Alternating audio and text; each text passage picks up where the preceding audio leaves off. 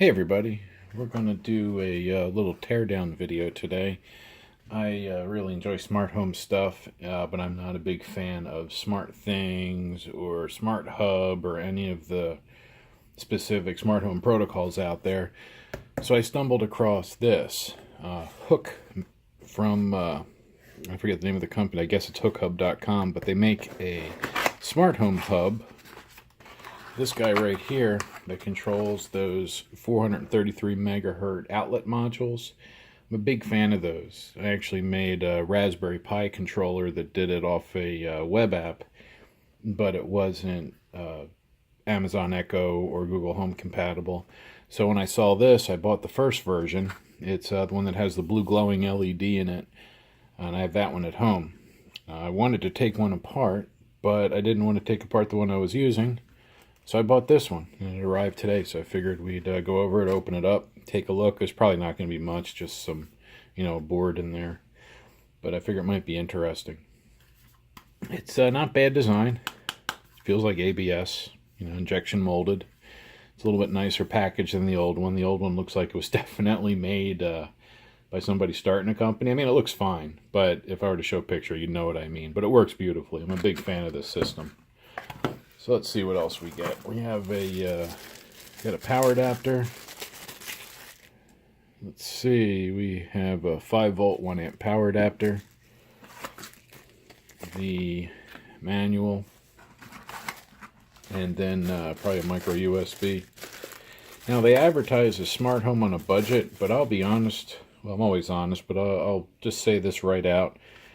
I think this works better than most of the smart home systems out there. It's a lot more flexible.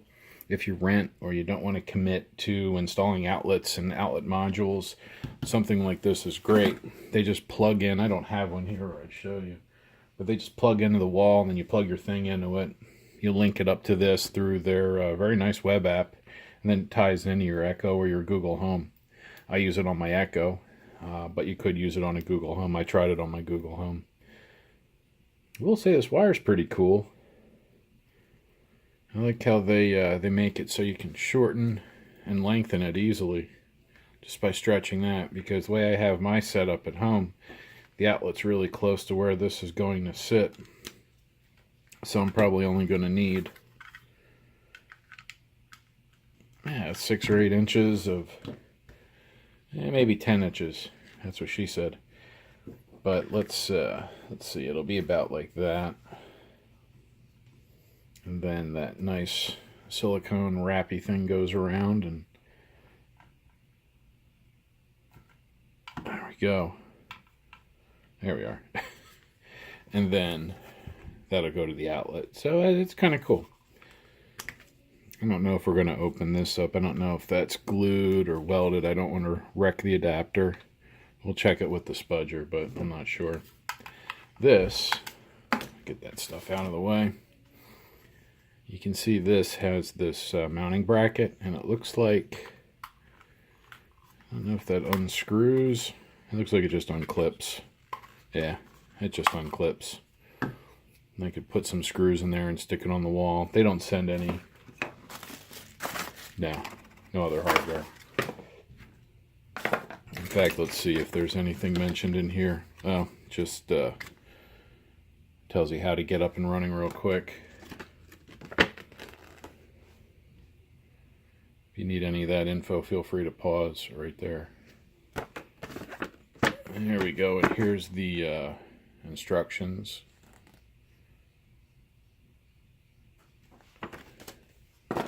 Anyway, so let's put that out of the way, and let's open this up. And I'm not going to lie, I did a little pre-investigation and found that there are screws under these feet, like you would expect if you've ever taken anything apart to any regularity. And we have some Phillips head screws in there. Get a screw in. Oh no, these are Torx. I'm sorry. T5? No, T6. Yeah. Might even be T7, but Let's try T7s. Nope. Oh yeah, T6 is good. So they're using Torx screws to hold this in. And they're not in super tight.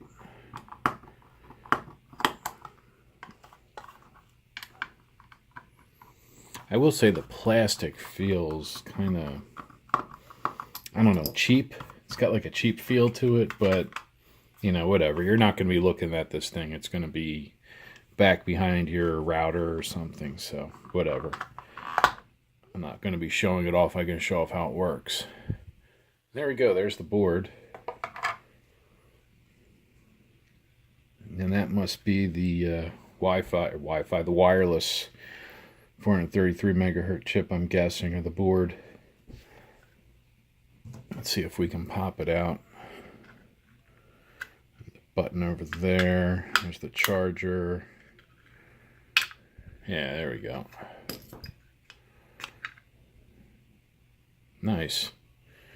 This is pretty cool, actually. So, looks like it's all off-the-shelf stuff. There's the Wi-Fi board. Right there. That WMN DM14. That's pretty cool. And then I'm pretty sure that's the transmitter for the 433. And here's their website if you want to get more information. www.gethook.io. Really recommend these. I really love the other one I have, and I'm pretty sure this one's going to be great. But let's go over some of the specifics. Like I said, there's not a whole lot to see. We have an antenna here, and an antenna here, and I imagine those are for controlling the outlets and other devices. This, I'm pretty sure, is the Wi-Fi module on how it talks to your router and to their API. I thought that was as well, but maybe not.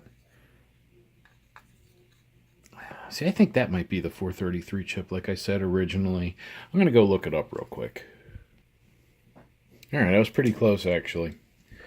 That is the, this is the Wi-Fi module. It's a 2.4 gigahertz. Has a Broadcom chip in it and a little ARM processor. So this is the main, I think this is the main brain right here, we could say. This is a 433, 315 megahertz receiver. It's just the receiver. So this is where it learns the code. You press on the remote that comes with the outlets to train it. So this is where it listens for that signal. Then this chip here, it's a MIC RF112. That's the transmitter chip. In fact, you can see it says TX test. And we'll spin that around. You can see down there it says TX test. So you can kind of know that's where it's transmitting out. So it gets power in here. The little diode for protection, a regulator. And it powers all the electronics. It boots up. You have a little flashing LED. And then it'll the LED tells you the status of everything. Because once it's programmed, you forget about it. You just use it. So let's pop it back together so that I can take it home and plug it in tonight. Let's see if we can do this without me breaking it. Hey, it looks pretty good. Looks like I still know what I'm doing. I didn't take any of the screws out of the top, so I'm just gonna hopefully line that right back up. Make somewhat of an effort to keep it in frame. I'll tighten these back down. You know, I was thinking about putting wireless power into it, but I don't think I'm going to bother. I have a whole bunch of these QI charging transmitters. So I was thinking of putting a QI receiver inside, and then I could just lay it on top, but I figure with RF, I don't want to be transmitting RF power into it, so that'll be for something else. So anyway, we're going to put the little feet back over like that, and then we'll get the top. See, it's got just like this groove around it, and then that little button. That just snaps back. And the button, I think the button, let's see, does the button say what it's for? Oh yeah, it's the LED blinking blue. If not, press the back button for 3 seconds. That must be some kind of reset or mode button. So that's all there is to it. You know, it's a neat little device. So if you want one, I'll leave a link below for the where you can order one on Amazon yourself. They're about $50 right now. With the outlets, they're about $25-30. So for less than $100, you can get 5 outlets running off your Echo or your Google Home. Highly recommend it. It's really easy to use. You can name them whatever you want. So, like for instance, I have our Christmas trees on it right now. So you can just ask the Echo to turn the tree on or off. So it's kind of nice. If you have any questions, leave them in the comments. And as usual, hit that subscribe button if you haven't already, and click the like button or the dislike button, either way. I know they're not always amazing videos, but hopefully you learned something. Thanks for watching.